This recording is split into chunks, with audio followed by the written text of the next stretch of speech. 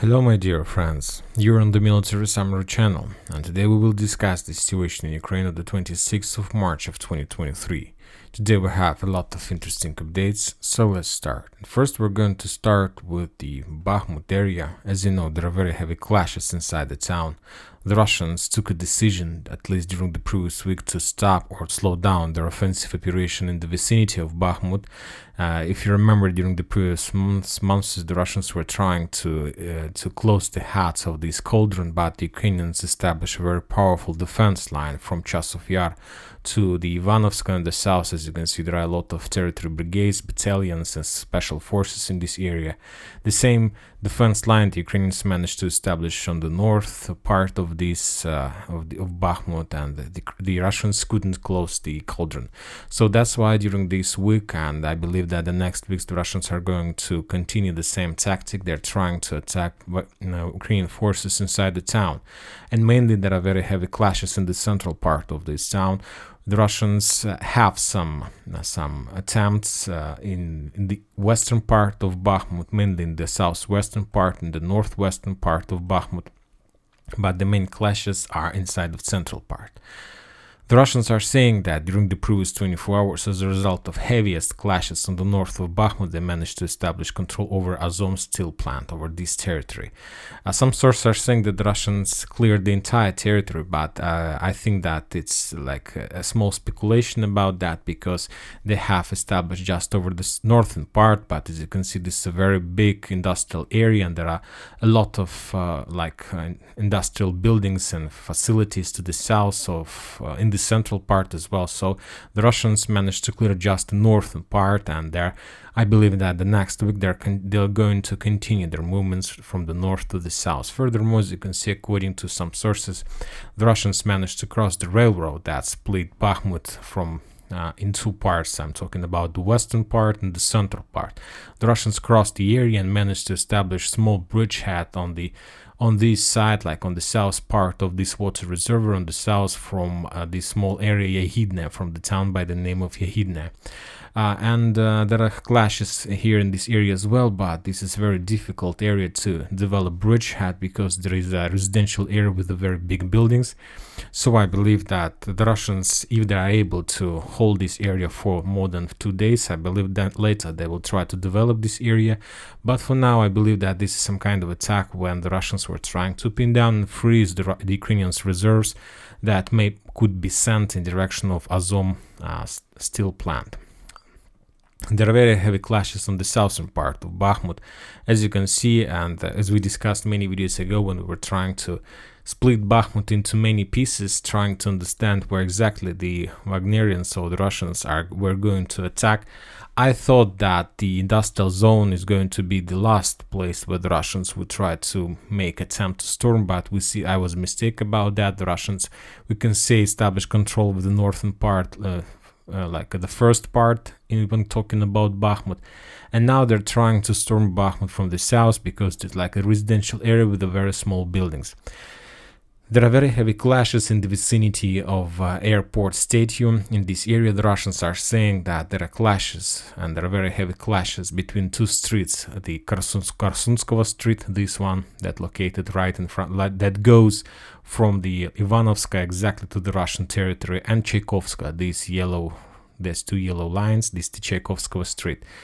And this is the road that Ukrainians uses, or at least still have possibility to use, to support the Ukrainian forces in Bakhmut. I don't think that Ukrainians are able to use this road these days, currently these hours. I believe that mainly they're using the fields that located on the north from this street. But anyway, this is some kind of a final barrier that the Ukrainians try to hold to stop the Russians and not to allow them to close the head of a cauldron. For these purposes, the Ukrainians took a decision to send one of the most powerful and experienced forces in this area. I'm talking about the Forces of Special Operation. So this is like special forces Ukrainian, and they have just one task: not to push the Wagnerians, not to, to make counter-offensive operation. No, they have just one task: to hold this bridgehead, the western part of Bakhmut, and to keep the road, and to keep this road safe, and not to allow the Russians to close the head of cauldron. To help them, the Ukrainians sent the 63rd Mechanized Brigade in this area with one purpose: just to support and be some kind of manpower or meat for these special forces, but not to allow the Russians to cross the Korsunskovo Street and Tchaikovskovo Street. And when talking about these buildings, this is the most important area for the Ukrainians, and how long the Ukrainians are able to hold these big buildings. At the same time, the Ukrainians are able to not allow the Russians to close the hat of Cauldron. There are very heavy clashes in the south, and the most important streets are Shirokaya Street. This street goes right in the south from the stadium, and Mariupolskaya Street. So the heaviest clashes right exactly on the north from this cross. If we take a look at this map, we see that the main forces that located in this area is Western Chechensky forces like Ichkerian battalions, battalion of Dudayev, and there are some National Guard forces and so on. They're stepping back. I believe that the Russians will continue pushing in this area because this residential area with the very slow buildings, so this is exactly the things that the Russians likes, and they understand that to push from the south they will have less losses in comparison, let's say, with the western part or the northwestern part or the central part. Also today we received a piece of information that the Russians managed to develop their bridgehead on the school number 5, and they are moving along the Nezalezhny Street, this yellow line, and there are very heavy clashes between the Nezalezhny Street, Mariupolskaya Street, and the street that located right in the vicinity of Marketplace, Улица Bazarная Street. So this is the area where the Russians have heaviest clashes, and the Russians sources are saying, and the Ukrainians confirms that neither have success, that like 50-50 situation. And the thing is that when talking about this area, the Russians have already entered or got the central part of Bakhmut, where we can find a lot of high buildings. So this is the reason why the Russians are so slow in this area, and this is the reason why it's so difficult for them to penetrate this area. But I believe that they will try to increase the bridgehead in this area, and they will increase the pressure from this side as well, trying to push the Ukrainians from the central part of Bakhmut to the western part of Bakhmut, and try to push the Ukrainians to cross this railroad. And after that, we're going to see the final stage of battle for Bakhmut. Most of the Russian sources are saying, and the Ukrainians confirms, that upcoming week is going to be like the most important, and the upcoming week is going to determine the situation in Bakhmut and will determine like the next months of clashes around in the vicinity of Bakhmut. Furthermore, some Russian sources are saying that during the next week, the Ukrainians or the Russians are planning to restore their push in direction of Minkovka. The Russians want to develop this bridgehead, and the most important is that the Russians are trying and want to get this channel, and to finally to establish control over Orekhovo-Vasilievka. The Russian sources are saying, and the Ukrainians confirms, that Orekhovo-Vasilievka is in the gray zone. Nobody controls this town. There are a number of checkpoints in this area, but because of the fact that the Russians controls the hills that located on the east-north part of Orekhov in this area, in the vicinity of Zalesnyanska, that's why it is very difficult to hold Orekhovo-Vasilievka. So that's why mainly during the night period of time there are very heavy clashes, and let's say in the morning the Russians establish control over some checkpoints, and by the evening the Ukrainians returns control over this checkpoint. To establish 100% control over this area, the Russians first need to take control over Minkovka. And one more time, the Russians are saying that they're planning to restore the pressure in this direction. After that, as soon as the Russians establish control over this bridgehead, they will be able to turn to the south and start moving in direction of Bogdanovka and Chasov Yar. And this is going to be the final thing that the Russians need to establish 100% control over Bakhmut. So this is the plans of the Russians about the area that located in the vicinity of Bakhmut. And when talking about the Bakhmut itself, as we discussed, they will try to move from the south and from the north, and to try the Ukrainians to push from the central part to the western part of Bakhmut. The Russian sources are saying, the Ministry of Defense of Russian Federation reported that during the previous 24 hours, as a result of clashes on the Donetsk front line, the Ukrainians lost 200 soldiers, 11 armored vehicles, and 6 artillery systems. As you can see, the losses of Ukrainians are high, very high, but in comparison with the previous days, not so high. If you remember, during the week we had the numbers like more than 350 soldiers, and there was a day when the Ukrainians lost more than 400 soldiers during the day. The Western sources are saying that Ukrainians loses from 1 to 200 forces during the day in the vicinity of Bakhmut. So the losses are very heavy, but the Ukrainians managed to accumulate and collect a lot of reserves, a lot of forces. So for now they are able to spend some blood, to spill some blood in this area with one purpose: to win some time, to get more armored vehicles, more Western weapons, and maybe after that they will start their own movements and they are going to show us something. Now let's move to Avdiivka. This is another town of Donetsk frontline. As you can see, the Western sources map has been updated. Mainly this map is built based on the reports of Ministry of Defense of Ukraine, and as you can see, the bridgehead in the vicinity of Avdiivka, for the Russian bridgehead in the vicinity of Avdiivka has been changed, and the most important updates are that the Russians, according to the Ministry of Defense of Ukraine, managed to develop their bridgehead between towns Toninka, Sporno, and Lastочkin. As you can see, the Russians haven't established control over any of these towns, but they managed to get the bridgehead between these towns, and I believe that now the Russians have physical fire control over the roads that connects these towns between each other.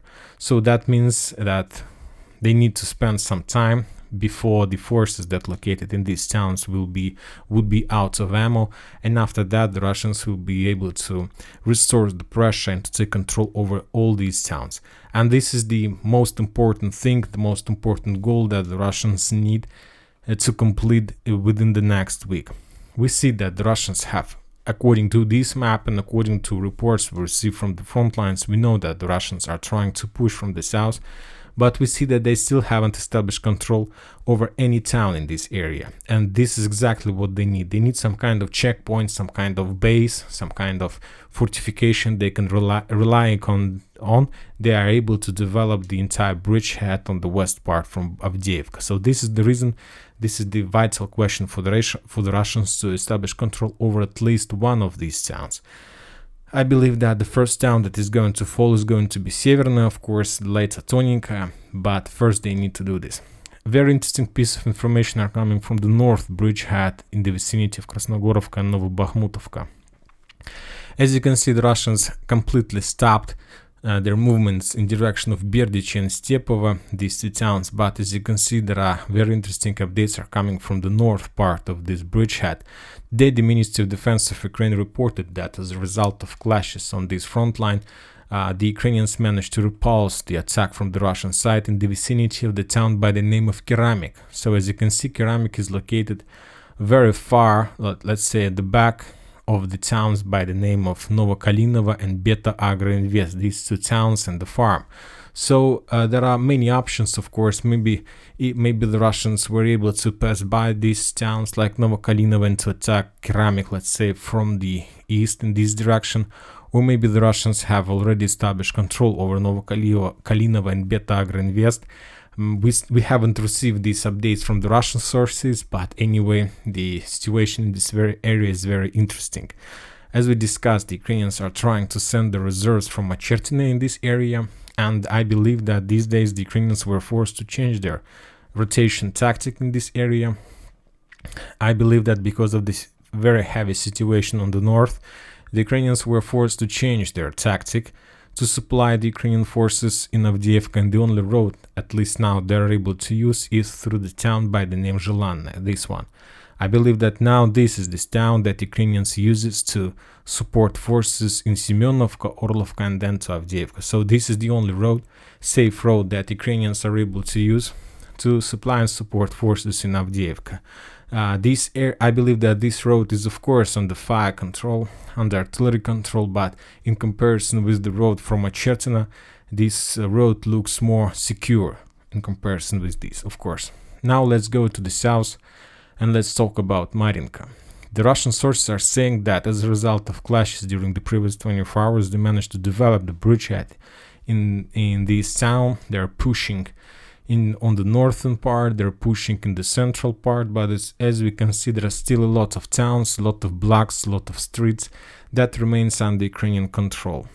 And as we see, the Russians, let's say, started the active battle for Marinka somewhere in November of the previous year. They promised to establish control over this town by the end of the previous year, but we see that we can say that the progress was almost the same. So I believe that I'm not sure that the Russians are able to establish control over Marinka in the very near future. Very interesting updates are coming from the north of Marinka, from the area between Krasnogorovka and Staromikhailivka. We haven't seen and haven't received any reports about any clashes inside this town. This is another fortification area, the same as Marinka. There are a lot of fortifications, there's a lot of trenches. The Ukrainians prepared this town start preparation at the beginning of 2014, so it's very old fortifications, and the Russians will need a lot of time to crack this nut. But the Russians are saying that as a result of clashes during the previous days, they managed to reduce the gray zone between Krasnogorovka and Staromikhailivka. So all these events are saying that the Russians have already reduced the gray zone with one purpose: to start storming operation of this town. So we'll see whether they're going to do this or not, but this is a very interesting piece of information. Now let's go to the South Donetsk front line. There are no changes on the ground, just artillery duels, and the Russians are saying that as a result of clashes in this area, the Ukrainians lost 60 soldiers, 5 armored vehicles, and 2 artillery systems D-30. The same situation, not just about Ugledar, it's like the South Zaporozhye and Ugledar front line. When talking about Kherson, there are also artillery duels in this area, and as a result of those artillery duels, the Ukrainians lost 20 soldiers and 2 artillery systems, Akatse and M777 howitzer. Now let's talk about this north front lines, about Liman and Kupiansk. As you can see, there are icons in this area saying that there were very heavy clashes, and the Russians are saying that as a result of clashes on Liman front line, the Ukrainians lost 90 soldiers, 7 armored vehicles, and 2 artillery systems D-30, but without any changes on the ground. In the same situation about Kupiansk front line, there are very heavy artillery duels in this area. The Russians reported that as a result of clashes, the Ukrainians lost at least 2 Polish Krabs in this area. Furthermore, the Russians reported about discovering 5 commandos groups. They were discovered and destroyed by the Russians, and the total number of losses on the Kupiansk front line from the Ukrainian side is 70 soldiers and 5 armored vehicles. So as you can see, the level of losses in comparison with the previous day is higher, but not so high in comparison with Donbas front line and even Liman front line. And that's it for today. Military Summary channel reminds you to condemn any violence in Ukraine. Thank you for your watching. Subscribe to my channel, put your likes, join my Patreon, and have a good day. Bye bye.